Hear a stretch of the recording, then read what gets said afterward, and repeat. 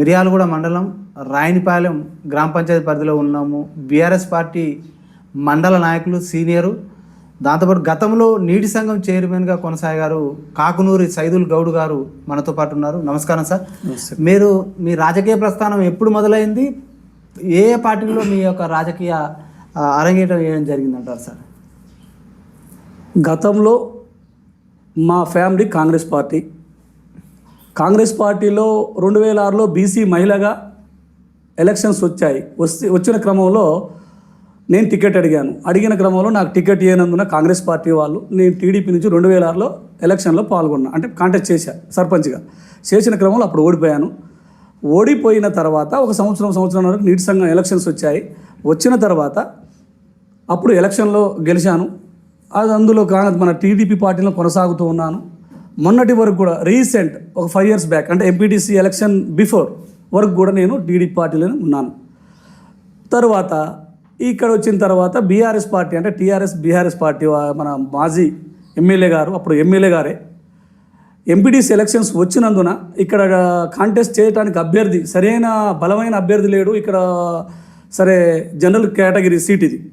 General category నుంచి ఒక రెడ్డిని నిలబెట్టారు. ఓ రెడ్డిని నిలబెడితే కనుక వేరే రెడ్డిని పెడదామని అనుకుంటే అతను ఈయనకు సరిపోడు, బలహీనుడు కావున ఈ పార్టీ ఓడిపోద్దు ఏమని చెప్పేసి ఎమ్మెల్యే గారు అబ్జర్వేషన్ చేసి ఎవరున్నారని ఆలోచించే క్రమంలో ఒక కాకునూరు సైదుల్ అనే పేరు అతనికి వినిపించింది. ఈ సైదుల్ గౌడ్ అయితేనే ఈ జనరల్ సీట్లో సరే 3 ఊర్ల పేరుంది కావున సరైన రీతిలో కాంటెస్ట్ చేయగలడు, పార్టీని నడిపించగలడు అని చెప్పేసి ఒక మంచి దృక్పథంతో నన్ను పిలవడం జరిగింది. పార్టీలో జాయిన్ చేసి టికెట్ ఇచ్చారు. ఇక టికెట్ ఇచ్చిన తర్వాత గత టీఆర్ఎస్, అంటే నాకన్నా ముందు ఉన్నటువంటి టీఆర్ఎస్ నాయకులు నాకు టికెట్ ఇచ్చినందున కొంత వాళ్ళకు మనసులో ఇబ్బంది కలిగి ఈ యొక్క నా యొక్క ఎలక్షన్లో నాకు కొద్దిగా బలం చేకూరే విధంగా నాకు పని చేయలేదు, కావున నేను ఓడిపోవడం జరిగింది. ఇక అదే క్రమంలో నేను పార్టీకి పని చేసుకుంటూ ఈ 5 years బ్యాక్ కావచ్చు, ఇప్పుడు ఈ యొక్క సంవత్సరం అంటే ఎలక్షన్స్ అంటే ఎంపీటీసీ మన దాని ఏమంటారు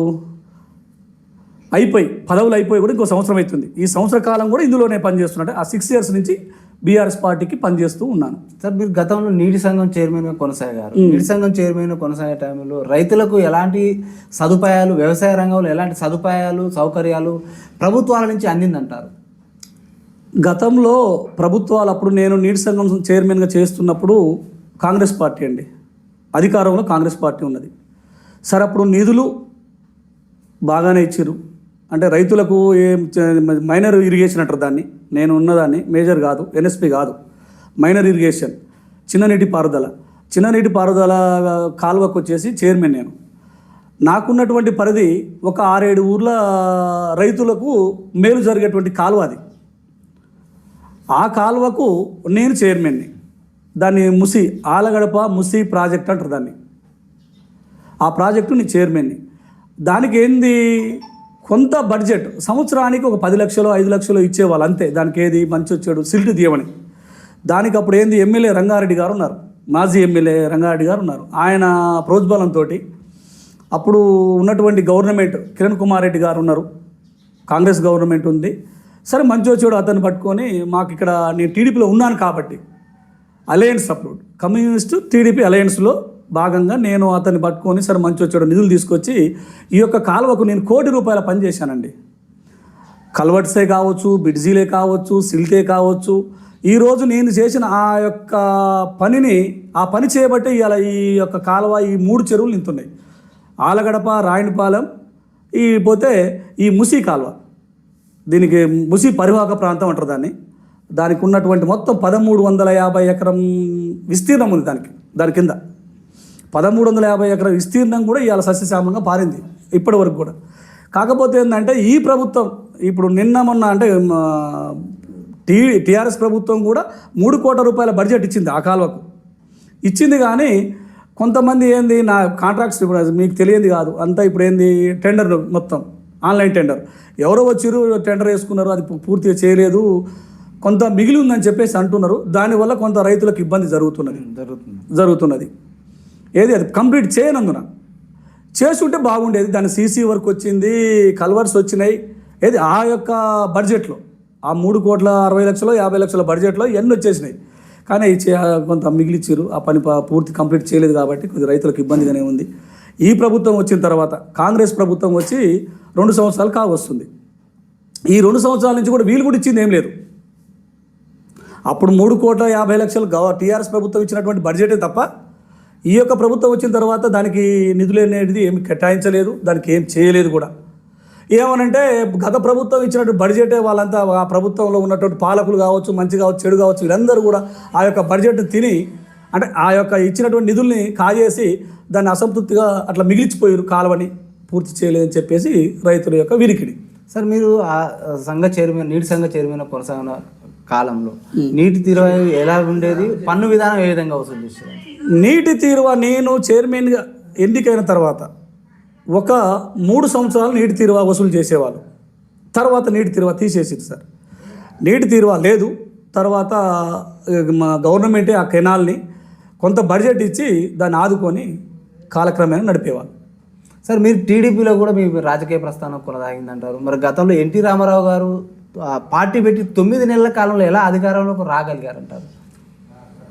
ఆయనకున్నటువంటి చతురత అది. ఆ ఎన్టీఆర్ గారికి ఉన్నటువంటి చతురత ఏంటంటే ఆయన గొప్ప నాయకుడు, మహామేధావి, మన దేశంలోకి వెళ్ళే నాకు తెలిసి టాప్ 10లో ఒకడు.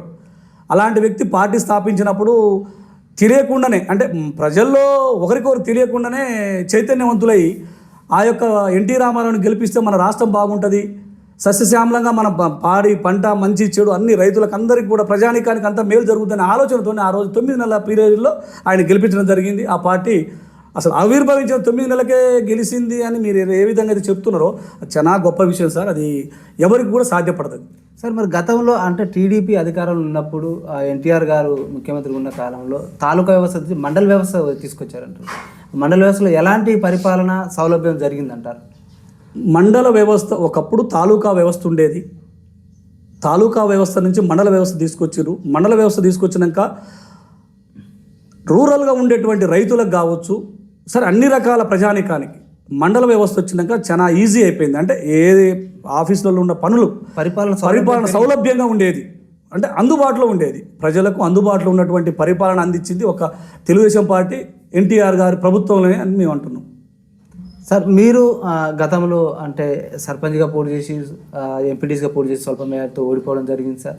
స్వల్ప మెజార్టీతో ఓడిపోవడం జరిగింది సార్.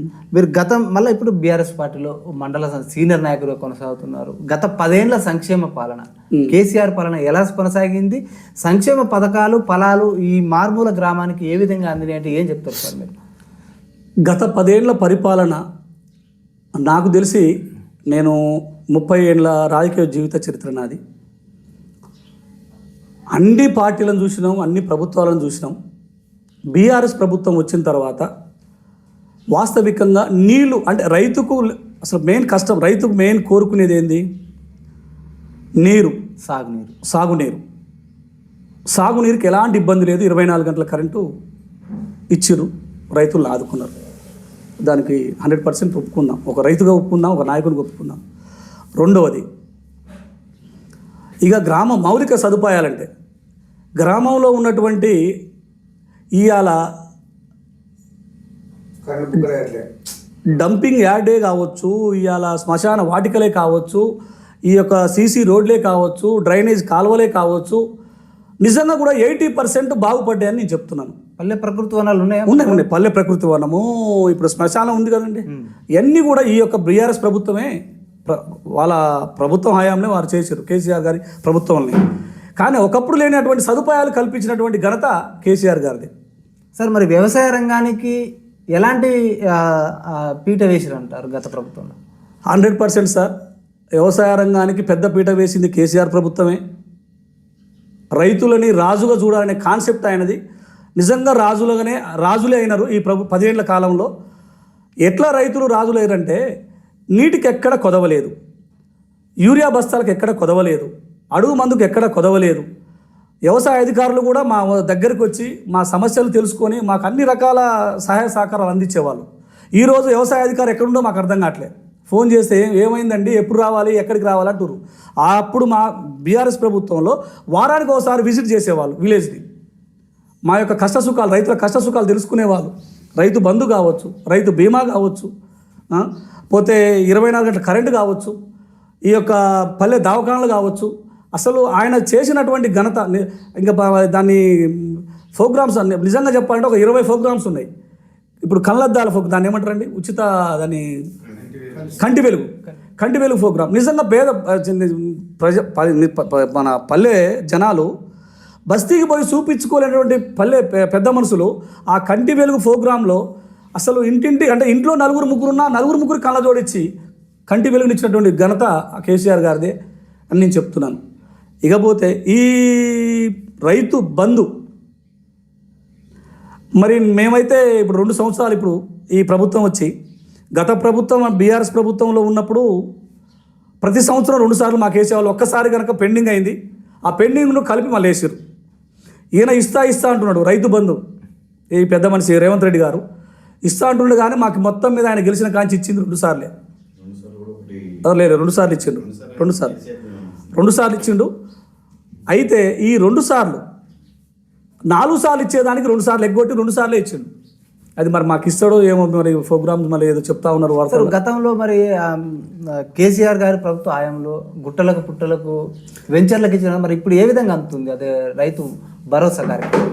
ఇప్పుడు రైతు భరోసా అనేది సరే వాళ్ళు గత ప్రభుత్వం తప్పు చేసిందని ఇప్పుడు ఉన్న ప్రభుత్వం అంటే ప్రజెంట్ నడుస్తున్నటువంటి ప్రభుత్వం ఏమంటుంది, గత ప్రభుత్వ పాలనలో పుట్టలకు చెట్లకు గుట్టలకు అంటే సేద్యానికి పనికిరానటువంటి భూములకు కూడా ఈ ప్రభుత్వం ఇచ్చింది, వెంచర్లకు కూడా ఇచ్చిందని చెప్పేసి అని అన్నారు. మరి ఇప్పుడు వీరు చేసిన ఘనకార్యం ఏంటండి? వీరు కూడా అదే ఇచ్చారు కదా. పోనీ తప్పు చేసింది అనుకుందాం, గత ప్రభుత్వం తప్పు చేసింది, దాన్ని మీరు రెక్టిఫై చేసుకొని మీరు కట్ చేసి ఇస్తామని అన్నారు. ఏం కట్ చేసిర్రు? అందరికి ఇచ్చిర్రు. నాకు తెలిసి ఒక 5% ఏమైనా కట్ చేసిరేమో, ఏది మీరు అన్నట్టు వెంచర్లకు అవి అలాంటివి ఏమైనా ఉంటే ఒక 5% కట్ చేసిరేం. కానీ నాకు తెలిసి నాకు 15 ఎకరాల పొలం ఉంది. 15 ఎకరాల పొలానికి నాకు తగ్గట్టుగా నాకు ఆల్రెడీ 2 సార్లు వచ్చినాయి. నేను అబద్ధం ఆడతలేను. ఇంకా 2 సార్లు అయితే కొట్టింది గవర్నమెంట్. ఇక వీరు చేసిన ఇప్పుడు మేము ఇస్తున్నాం, మేము అన్నిటి కట్ చేసి ఇస్తున్నామని చెప్పి ఈ ప్రభుత్వం గప్పాలు చెప్పింది తప్ప ఏం కట్ చేయలేదు. 50 ఎకరాల రైతులకు కూడా నిన్న మొన్న దానికి ఇచ్చిర్రు. కానీ మరి మీరు కట్ చేసింది ఎక్కడ? న్యాయం చేసింది ఎక్కడ? ఆయన తప్పు చేసింది ఎక్కడ? గత ప్రభుత్వం తప్పు చేసింది ఎక్కడ? మీరు ఒప్పు చేసింది ఎక్కడ? నేను అడుగుతున్నాను. మీరు కూడా అందరికి ఇచ్చారు కదా.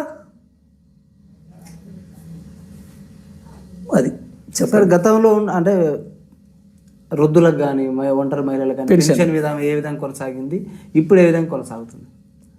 గతంలో వృద్ధులకు టెన్షన్గా 5వ తారీఖు 1వ తారీఖు నుంచి 5వ తారీఖు వరకు పెన్షన్లు ఇచ్చేవాళ్ళు, తీసుకునేవాళ్ళు. ఇప్పుడైతే పెన్షన్లు సకాలంగా రావట్లేదని మేము అనటం కాదండి, ప్రజానికమే అనుకుంటున్నారు. బజార్లు ఏమటి కూర్చొని గత పాపం కేసీఆర్ టైం ఏమటి ఇచ్చేది మా కడుపు చల్లకుండా అని అంటున్నారు. ఇప్పుడైతే సకాలంగా అయితే ఇవ్వట్లేదు పెన్షన్స్. మరి 4,000ని ఇప్పుడు 2ని 4 అన్నారు, 4ని 6 అన్నారు. మరి ఇచ్చి చూపిస్తున్నారు కానీ ఇచ్చింది లేదు, జనాలు తీసుకుంది లేదు. మాకు కనీసం మా చెవులతో కూడా వినట్లేము, కళ్ళతో చూడట్లేము. ఆ పెన్షన్ ఇస్తారా ఇయ్యరా, లాస్ట్ దిగిపోయే వరకు కూడా కంప్లీట్ చేస్తారా చేయరా అని కూడా కొంత సందిగ్ధంగానే ఉంది ఇది. సో వైద్యం గతంలో ఎట్లా అందిందంటారు, ఇప్పుడు ఎట్లా అందుతుంది? వైద్య విద్య మీరు అడిగేది, వైద్య విద్య అనేది అంటే గ్రామ స్థాయిలో విద్య కానీ వైద్యం కానీ ఏ విధంగా అమలు అవుతుంది? గతంలో ఎలా అమలైంది, ఇప్పుడు ఎట్లా అమలు అవుతుంది? గ్రామ స్థాయిలో అనేది వైద్యం అనేది కేసీఆర్ గారి హయాం నుంచే ఉన్నది. ఏది ఈ వారానికి 2 సార్లు విజిట్ చేయండి పల్లె దవాఖాన అని చెప్పేసి పెట్టిన సందర్భంలో ఈ రేవంత్ రెడ్డి ప్రభుత్వం పెట్టలేదు. పల్లె దవాఖానాలు పెట్టింది టీఆర్ఎస్ ప్రభుత్వమే. ఆ ప్రభుత్వం చేసేటువంటి కార్యక్రమాలే కొనసాగిస్తున్నారు తప్ప వీళ్ళు కొత్తగా చేసేది ఏం లేదు.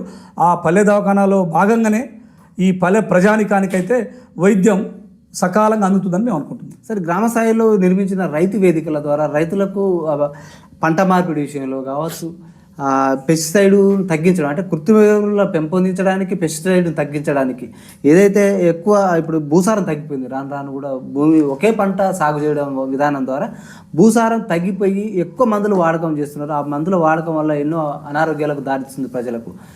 ఏ భూసార పరీక్షలు చేసి ఏదైతే కృత్రిమ ఎరువులను ఎక్కువ పెంపొందించడానికి ఏ విధమైనటువంటి సహాయ సహకారాలు వ్యవసాయ శాఖ నుంచి అందుతున్నాయి అంటారు? భూసార పరీక్ష అనే రైతు వేదికలు, మీరు అడిగిన క్వశ్చన్, రైతు వేదికలు గత ప్రభుత్వం నిర్మించింది. నిర్మించిన దాని ముఖ్య ఉద్దేశం ఏంటంటే క్లస్టర్, అంటే ఒక 6-7 గ్రామాలకు ఒక క్లస్టర్ అని చెప్పేసి పెట్టుకొని, క్లస్టర్ మాకు ఆలగడప క్లస్టర్, ఆలగడప క్లస్టర్లో రైతు వేదిక నిర్మించుకున్నాం. నిర్మించుకున్న దాంట్లో భాగంగా మాకు ఏఈఓ గారు అక్కడ మాకు సకాలంగా అందుబాటులో ఉండి ఈ యొక్క రైతులకు ఏ సమస్య వచ్చినా కూడా విన్నవించుకోవడం కోసమనే ఆ రైతు వేదికను మేము ఏర్పాటు చేసుకున్నాం ఆ రోజు గత ప్రభుత్వం. ఇప్పుడు దాన్ని దేనికి ఉపయోగకరంగా అంటే నాకు తెలిసి రైతు వేదికలు 10 ఉంటే ఒక 2 గవర్నమెంట్, ఇప్పుడు ఉన్న గవర్నమెంట్ వాడుకుంటుంది ఏదో రకంగా, కానీ అన్నీ మూలగబడిపోయినాయి. అది ఏఈఓ గారు దాన్ని పరిధిలో తీసుకొని మీరు భూసార పరీక్ష అన్నారు. ఇంకా ఈ భూసార పరీక్ష కావచ్చు, మందుల పెస్టిసైడ్స్ కావచ్చు, ఫర్టైజర్ కావచ్చు, ఏది ఏ కాలంలో ఎంత మేరకు వాడుకోవాలనేది ఆ యొక్క రైతు వేదిక దగ్గరికి పోయి వారానికో 2 వారాలకో ఒక మీటింగ్ పెట్టుకొని ఈ ఏఈఓ గారు అంటే గవర్నమెంట్ అధికారి పిలిపించుకొని ఏది పెద్ద రైతుల్లో చిన్న రైతుల్లో ఇంటిమేషన్ చేసుకొని పిలిపించుకొని ఈ యొక్క సమీక్ష నిర్వహించుకుంటే మనం ఎంత మేరకు మందులు వేసుకోవాలి, ఎంత మేరకు మందులు వేసుకోకూడదు అనే దానికి ఉపయోగపడుతుందని కట్టడం జరిగింది తప్ప దాన్ని ఏదో వృధాగా పోతానికి కాదు, గవర్నమెంట్ డబ్బుని దుర్వినియోగం చేయడం కోసం కాదని నేను చెప్తున్నాను. గత సర్పంచాలు ఈ గ్రామం ఎలా అభివృద్ధి చెందింది, ఎలాంటి నిధులు కానీ నిధుల విషయంలో కావచ్చు, అభివృద్ధి విషయంలో ఎలా కొనసాగింది అంటారు? గత ప్రభుత్వంలో గత సర్పంచ్ గారు 52 లక్షల రూపాయలు మన ఊరు మన బడి ప్రోగ్రాంకు కింద ఈ యొక్క బడి దాన్ని మొత్తం కూడా దాన్ని ఏమంటారు టోటల్గా దాన్ని అంటే మార్పులు చేర్పులు చేయటం కొరకు 52 లక్షల రూపాయలు ఇచ్చారు గత ప్రభుత్వం బడ్జెట్.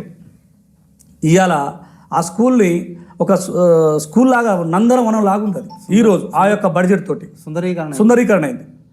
సుందరీకరణ చేసిన దాంట్లో భాగంగా ఇవాళ ఆ ఘనత కేసీఆర్కే దక్కుతుందని నేను అంటున్నా. 52 లక్షలు సార్ మామూలు మాటలు కాదు. పెద్ద మా కాడ 7th క్లాస్ ఉండే, ఇప్పుడు కూడా 7th ఉంది. ఆ గదులు కావచ్చు, టాయిలెట్స్ కావచ్చు, దాంట్లో ఉన్నటువంటి గ్రీనరీస్ కావచ్చు, అన్నీ కూడా అన్ని రకాల సదుపాయాలు, కరెంటు కావచ్చు, అన్ని రకాల ఆ యొక్క బడ్జెట్ తోటి చేయటం జరిగింది. ఏది మా యొక్క సర్పంచ్ గారి ఆధ్వర్యంలో 52 లక్షలు అది బడ్జెట్. సార్ గత ప్రభుత్వంలో ధరణి పోర్టల్ వచ్చింది. ధరణి పోర్టల్ వల్ల ఎన్నో భూములు మిస్సింగ్ అయినాయి అంటారు, అన్యాక్రాంతమైన. ఇప్పుడు భూ భారత్ చట్టం వచ్చింది. ఈ చట్టం ద్వారా ఇకనైనా రైతులకు ప్రజలకు ఆ రెవెన్యూ సమస్యలు తీరే అవకాశం కనిపిస్తుంది అంటారా? ఇప్పుడు ధరణి పోర్టల్ గత ప్రభుత్వం పెట్టింది సార్.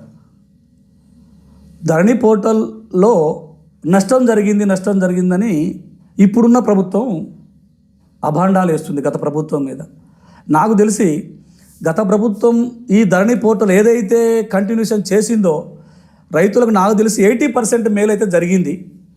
20% ఏ యొక్క అడ్రస్లు, సర్వే నెంబర్లు కావచ్చు, మనకున్నటువంటి అడ్రస్లు కావచ్చు, ఇవన్నీ సకాలంగా మన విఆర్ఓలకు మనం సమర్పించుకోనందున, మన అడ్రస్సులు కానీ సర్వే నెంబర్లు కానీ సమర్పించుకోనందున అవి పెండింగ్ పడ్డాయి తప్ప గత ప్రభుత్వం తప్పు కాదు, ధరణి పోర్టల్ తప్పు కాదు.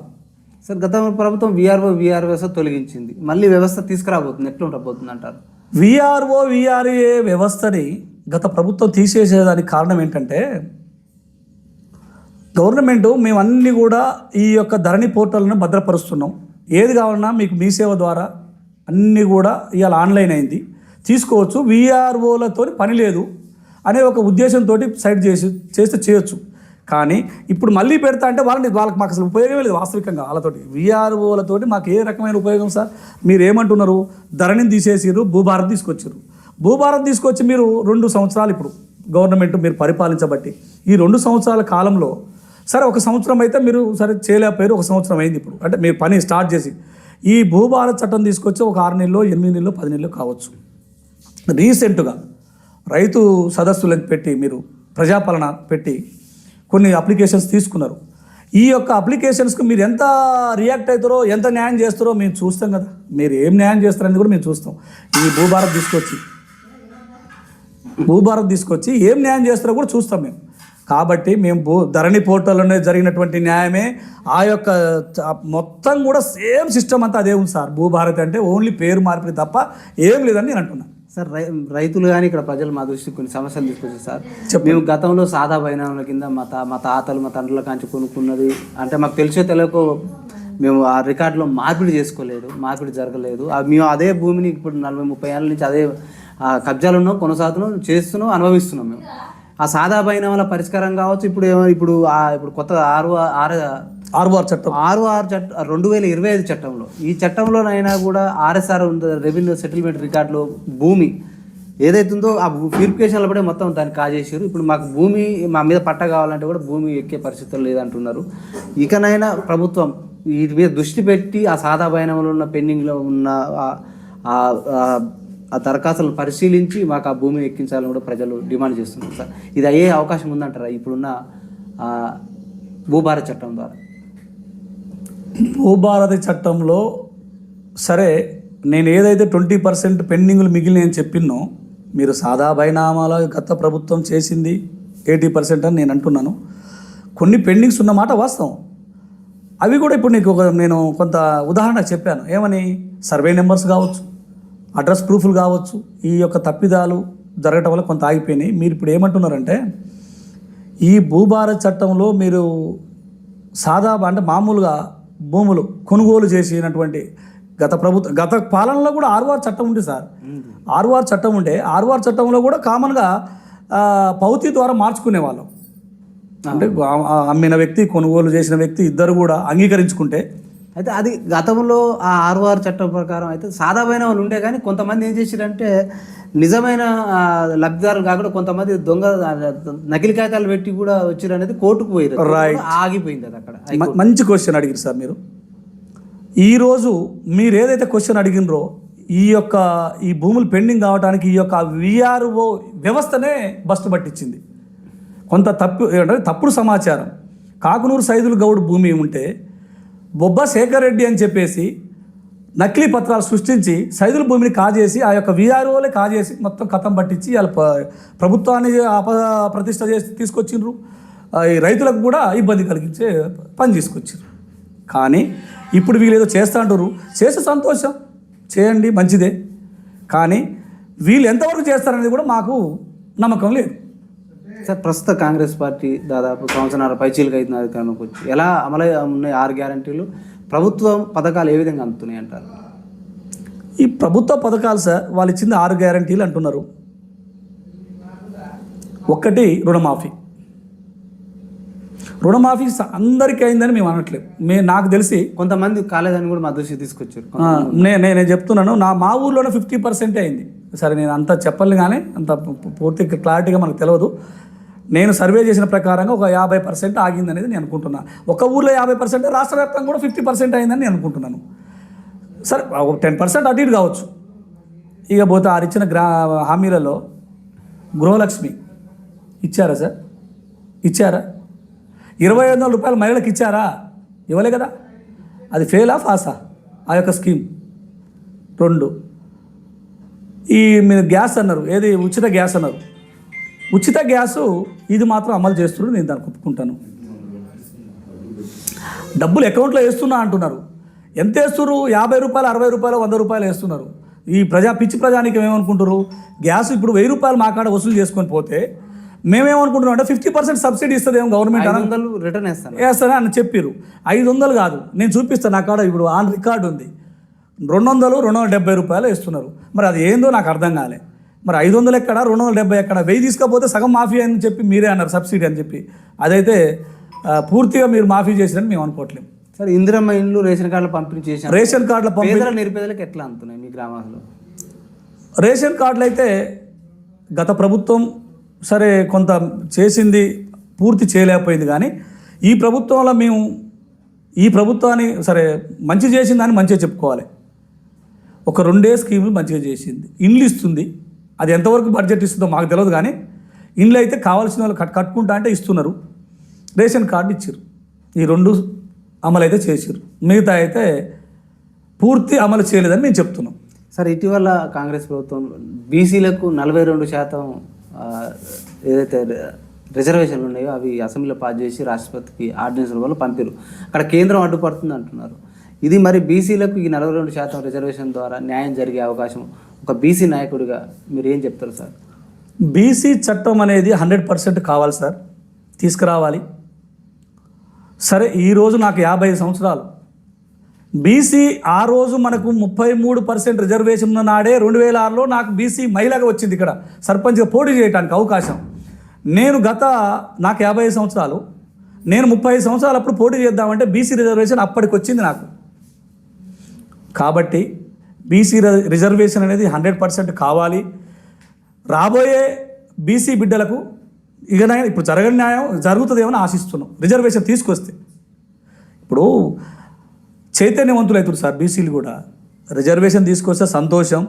మాకు ఈ గవర్నమెంట్, కేంద్ర గవర్నమెంటే కావచ్చు, రాష్ట్ర గవర్నమెంటే కావచ్చు, ఏ గవర్నమెంట్ అయినా కావచ్చు, కాంగ్రెసే కావచ్చు, బీఆర్ఎస్ఏ కావచ్చు, బీజేపీ కావచ్చు, బీసీ యొక్క బిల్లును ఆమోదించి బీసీలకు న్యాయం చేస్తే సంతోషం, మంచిదని మేము ఆశిస్తున్నాం. సార్, ఇప్పుడు మీ రాజకీయ జీవితం దాదాపు 35 సంవత్సరాల పైచిగా కొనసాగుతుంది. ఇప్పటివరకు ఎన్నో ముఖ్యమంత్రులు, ఎంత ప్రభుత్వాలు చూసారు, ముఖ్యమంత్రులు చూసారు. ఇప్పటి వరకు మీరు ఏ ప్రభుత్వం కానీ ఏ ముఖ్యమంత్రి మీకు అంటే ప్రజలకు కొంచెం చేరువైంది, దగ్గరైంది అంటే ఏం చెప్తారు మీరు సార్? ప్రజలకు చేరువైనటువంటి ముఖ్యమంత్రులు అంటే నాకు తెలిసి గత ప్రభుత్వంలో, అంటే నేను టీడీపీలో ఉన్నప్పుడు 9 సంవత్సరాల పరిపాలన చంద్రబాబు నాయుడు పరిపాలన 9 సంవత్సరాలు. సరే, ప్రజల వద్ద పాలనని, మన్నని, మశానని మంచి ప్రోగ్రామ్స్ తీసుకొచ్చారు. సరే, కొంత అవగాహన కల్పించారు. బీసీలకు మంచి పెద్ద పీట వేసింది తెలుగుదేశం పార్టీ, నేను దానికి కాదనట్లేను. దాని తర్వాత కాంగ్రెస్ ప్రభుత్వం వచ్చింది. కాంగ్రెస్ ప్రభుత్వంలో వాళ్ళ పీటలు వాళ్ళు కుర్చీలు కాపాడుకోవడం కోసం వాళ్ళు ఒకరికోడు ఆయన రాజశేఖర రెడ్డి గారు పెద్ద మంది చనిపోగా ఒకరికోలు వాళ్ళకే తగదులాట, మంచిగా చెడు వాళ్ళ బాధలు వాళ్ళే పడ్డారు తప్ప ప్రజానికానికి అందుబాటులో దగ్గరైన తీరు అయితే లేదు. ఇక దాని తర్వాత తెలంగాణ ఉద్యమం అని మంచి వచ్చాడు పెద్ద మనిషి కేసీఆర్ గారు వచ్చారు, 10 ఏళ్ల పరిపాలన కొనసాగించారు. సరే, ఆయన చేసినటువంటి ప్రోగ్రామ్స్ కానీ, ప్రజలకు మంచి చేసినటువంటి విధానాలు కానీ అన్నీ కూడా ఈరోజు కేసీఆర్ కానీ తలుసుకుంటారు. నీళ్లు, నిధులు, నియామకాలని చెప్పేసి అన్నారు. అందులో నిధులు దుర్వినియోగం అంటారు, మేమేమో సద్వినియోగం అంటాం. నీళ్ళు అన్నారు, అవి కాళేశ్వరం కడితే అది ఎక్కడ కూలిపోయింది, కాలిపోయింది, పేలిపోయింది అన్నారు. ఆల్రెడీ ఇప్పుడు నీళ్ళు నడుస్తూనే ఉన్నాయి పంప్ హౌజ్లంగా. అవన్నీ సోషల్ మీడియా చూస్తూనే ఉన్నారు, ప్రజానికం చూస్తూనే ఉన్నారు. మనం చూడటం కాదు, మనం అనటం కాదు, అందరూ చూస్తూనే ఉన్నారు. అన్ని రకాల మనం చెప్పేది ఒకటి తప్పు చెప్తే వీడు తప్పు చెప్పిండని రెక్టిఫై చేసి ఎమ్మటే మనల్ని నిందించే వాళ్ళు, నిలదీసే వాళ్ళు ఉన్నారు ఇవాళ. కానీ ఈ యొక్క కాంగ్రెస్ ప్రభుత్వం చేరువ రైతులకు కావచ్చు, ప్రజానిక కానీ చేరువగా లేరు. వాళ్ళు చేసిన ప్రోగ్రామ్స్ 2 రేషన్ కార్డులు, ఇండ్లు. గత ప్రభుత్వం కేసీఆర్ గారు ప్రజలకు, రైతులకు, అన్ని రకాల పీపుల్స్కు అన్ని రకాల విధానాల్లో అందరికీ అండగా నిలబడి పనిచేసిందని నేను చెప్తున్నాను సార్. ఇప్పుడు ప్రస్తుత రాజకీయాలు మొత్తం బీసీ వైపు, బీసీల రిజర్వేషన్ వైపే తిరుగుతున్నాయి, బీసీ వైపే తిరుగుతున్నాయి. ఇప్పటి వరకు ఏలిన ప్రభుత్వాలలో బీసీలకు స్థానిక సంస్థల నుంచి మొదలు పెడితే పార్లమెంటు స్థాయి దాకా ఎక్కువ ఏ పార్టీలో ప్రాధాన్యత దక్కింది, ఎవరు ఎక్కువ బీసీలకు ఆదరణలో రాజకీయంలో కల్పించారంటే ఒక పార్టీ సీనియర్ నాయకుడిగా మీరు ఏం చెప్పదలుచుకున్నారు సార్? నాకు తెలిసి బీసీలకు పెద్దపీట వేసి న్యాయం చేసింది ఒక తెలుగుదేశం పార్టీ సార్. గత తెలుగుదేశం పార్టీ అన్ని రకాల బీసీలకే ప్రాధాన్యత ఇచ్చేవాళ్ళు. సరే, ఏ రకంగా అనేది రిజర్వేషన్ బట్టే ఇచ్చిర్లే, కానీ ఆ రిజర్వేషన్ కూడా ఇలా అనగదొక్కి, ఇప్పుడు నాకు తెలిసి అనగదొక్కి నాలాంటి వాళ్ళు పక్క పెట్టిన సందర్భాలు ఉన్నాయి. కాబట్టి గత ప్రభుత్వం అంటే టీడీపీ పార్టీలో బీసీలకు న్యాయం జరిగిందని అనుకుంటున్నాను సార్. స్థానిక సంస్థల ఎలక్షన్లు మూసి దాదాపు సర్పంచుల కాలాల నుంచి 1.5 సంవత్సరాల పై చిలుక అవుతుంది.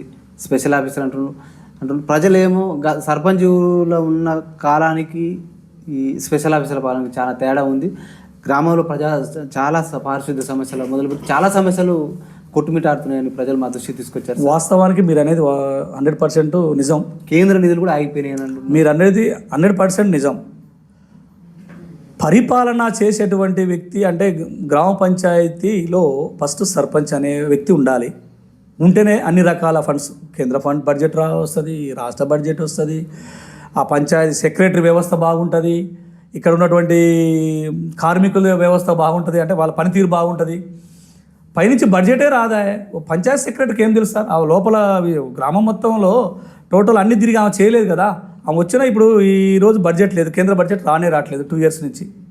సర్పంచ్ పదవీ కాలం అయిపోయిన కానించి రాష్ట్ర బడ్జెట్ ఏమైనా ఇస్తే ఈ కొద్ది గొప్ప ఇస్తే ఇవ్వచ్చేమో, కానీ కేంద్ర బడ్జెట్ రావట్లేదు కదా. మరి ఈ రాష్ట్ర బడ్జెట్ కూడా ఎంత మేరకు ఇస్తున్నారు అనేది కూడా మనకి ఆ సెక్రటరీ గారు తెలుసు. పారిశుద్ధ్యం అనేది అయితే కుంటుపడిపోయిందని అనేదానికి నిదర్శనం మీరు వస్తున్నప్పుడు చూస్తూనే ఉన్నారు బజార్లలో. నిన్న నేను మా సెక్రటరీని గడ్డాయించి తిడితే కనుక మా బజార్ ఒకటి క్లీన్ చేశారు. చెట్లు అలకపోయినాయి సార్. కాబట్టి రిజర్వేషన్ని తొందరగా అమలు చేసి, సరే గవర్నమెంట్కు ఉన్నటువంటి ఇన్స్ట్రక్షన్స్ ప్రకారంగా, కేంద్రమే కావచ్చు రాష్ట్రమే కావచ్చు, వాళ్ళకు ఉన్నటువంటి ఇన్స్ట్రక్షన్స్ ప్రకారంగా ఎంత % రిజర్వేషన్ ఇస్తారో ఇచ్చేసి తొందరగా ఎలక్షన్స్ పెడితే గ్రామ స్థాయిలో ఉన్నటువంటి ఈ యొక్క సమస్యలన్నీ తీరుతాయని మేము అనుకుంటున్నాం. సార్, ప్రజలు ఈ పనికి ఆహార పథకం ఉంది కదా సార్, దాన్ని వ్యవసాయానికి అనుసంధానం చేయాలని ప్రజలు అడుగుతున్నారు సార్. ఎందుకంటే కూలీల కొరత బాగా ఏర్పడ్డది. దీని ద్వారా కొంచెం వ్యవసాయంలో పెను మార్పులు వచ్చే అవకాశం ఉందని కూడా ప్రజలు మా దృష్టికి తీసుకొచ్చారు. ఇది ఎట్లా ఉంటుంది? ఒక రైతుగా, ఒక నాయకుడిగా ఏం చెప్తారు సార్? గతంలో కూడా మేము ఇది చెప్పడం జరిగింది సార్. మీరు అడిగిన క్వశ్చన్ ఇది. ఉపాధి హామీ అనేది యాక్చువల్గా పల్లెల్లో కొంత ఈ కాలువలకు, రోడ్లకు, అంటే మట్టి రోడ్లకు వీటికి వాడుతున్నారు. కానీ నిజంగా కూడా రైతులకు ఇది ఎన్ఆర్ఏజెస్ స్కీమ్ ఇస్తే కనుక చాలా మంచిది.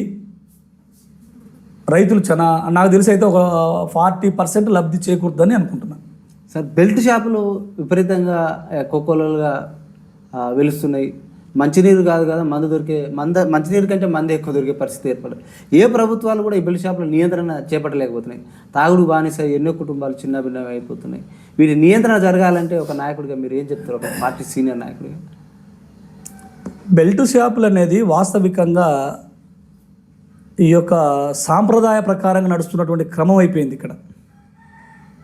దీన్ని అరికట్టాలంటే ఆబ్కారీ శాఖ దాన్ని తగ్గట్టుగా ఎమ్మెల్యేలు కావచ్చు, ఎంపీలు కావచ్చు, వీళ్ళందరూ కూర్చొని ఒక సమీక్ష నిర్వహించుకొని గ్రామస్థాయిలో ఏరులై పారుతున్నటువంటి మద్యాన్ని అరికట్టే విధానం ఏ విధంగా అనేది వాళ్ళకు చర్య తీసుకోవాలి సార్. అది తీసుకొని దాన్ని అమలు చేస్తే బాగుంటుంది సార్. యువత కూడా పెడదారి పెట్టిపోతుంది 100%. మద్యానికో ఈరోజు 13 సంవత్సరాల పిల్లగాల కానించి మొదలుకుంటే 80 సంవత్సరాల వరకు కూడా ఈ మద్యాన్ని సేవించేటువంటి పరిస్థితులు ఉన్నాయి.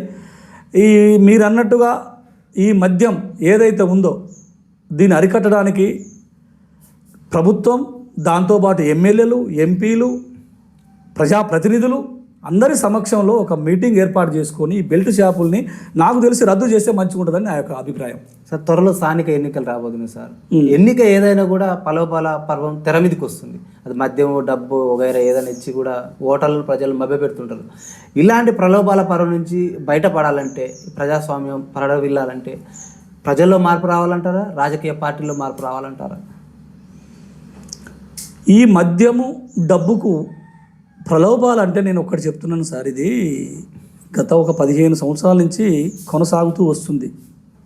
నాకు తెలిసి నాటు సారాయి, ప్యాకెట్ సారాయి కానీ, సరే మనం పావుల సారాయి మనం చూడలేదులే, కానీ ప్యాకెట్ సారాయి ఉన్నప్పుడు ఒక ప్యాకెట్ సారాయి ఇస్తే మంచితనంగా ఓటు వేసేవాళ్ళు. అది కూడా మంచి వ్యక్తికి వేసేవాళ్ళు, మంచి వ్యక్తికి వేసేవాళ్ళు ఆ ప్యాకెట్ తోటి. ఇప్పుడు ఉన్నటువంటి వ్యవస్థ ఏ విధంగా ఉందంటే మద్యం, డబ్బుకు నాయకులు ఇచ్చినా ఇప్పుడు నాయకులు ఇస్తుంటే ప్రజానికం తీసుకుంటారని మనం అనుకుంటున్నాం. ప్రజానికంలో మార్పు వచ్చేంత వరకు కూడా ఈ వ్యవస్థ మారదని నేను అనుకుంటున్నాను. ఈ వ్యవస్థలో అంటే ప్రజానికంలో మార్పు వస్తేనే ఈ యొక్క పరిపాలనా విధానం మంచిగా ఉంటుందని అనుకుంటున్నాను సార్. మరి మంచి నాయకుని ఎన్నుకోవాలి సార్. ఎలాంటి నాయకుని ఎన్నుకోవాలంటారు? ఎలాంటి నాయకుని ఎన్నుకుంటే గ్రామాలు కానీ, రాష్ట్రాలు కానీ, దేశం అభివృద్ధి చెందుతుంది అంటారు? ఇప్పుడు నిబద్ధత, నీతి, నిజాయితీతోటి నాలాంటి వ్యక్తితో, నీలాంటి వ్యక్తితో పోటీ చేసి ఒక పావు సారబోయకనో, ఒక 100 రూపాయలు ఇయ్యకనో నిలబడితే ఓటేసే పరిస్థితి లేదు సార్. ఇలా 100% మీరు చెప్పిన విధానం మద్యం, డబ్బు ప్రలోభానికి గురి చేస్తుంది ఈ టోటల్ ఓటర్స్ని. ఈ ఓటర్స్ని ప్రలోభ పెడుతుంది అని అన్నప్పుడు మనం ఇవ్వకపోతే మనం ఓటమికి గురి కావాల్సి వస్తుంది.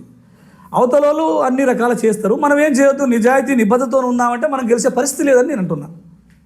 మరి అది లోకంతో పాటు పోవాలన్నా మనం ఒక్కలో మారిస్తే మారుతుంది ఈ సమాజం అని చెప్పేసి ఒక డైలమాలో పడి పోయిందాం నాలాంటి వాళ్ళం నేనైతే చెప్తున్నాను అది. సార్ ఫైనల్గా సార్ మీ రాయిని పాలెం గ్రామ ప్రజలకు ఓటర్లకు రేపు స్థానిక ఎన్నికలను ఉద్దేశించి ఏం చెప్పదలుచుకున్నారు మీరు? నేను ఒక్కడే చెప్తున్నాను సార్, మీరు లాస్ట్కి అడిగినటువంటి క్వశ్చన్, ఈ మద్యం డబ్బుకు ఎంతసేపటికి అంటే ప్రలోభపడే ఓటర్స్ ఉన్నంతసేపు కూడా మార్పు అనేది రాదు, మంచి అనేది జరగదు. ఇవన్నీ పోవాలి అని అంటే మంచి నాయకుడిని ఎన్నుకోవాలంటే చదువుకున్న నాయకుడిని, అనుభవం ఉన్న నాయకుడిని, వీళ్ళు ఈ యొక్క డబ్బుని మద్యాన్ని మర్చిపోయి మంచి నాయకుడిని ఎన్నుకుంటారని ఆశిస్తూ సెలవు తీసుకుంటున్నాను. Okay sir, thank you sir. చూస్తూనే ఉండండి మీ తెలుగు టీవీ.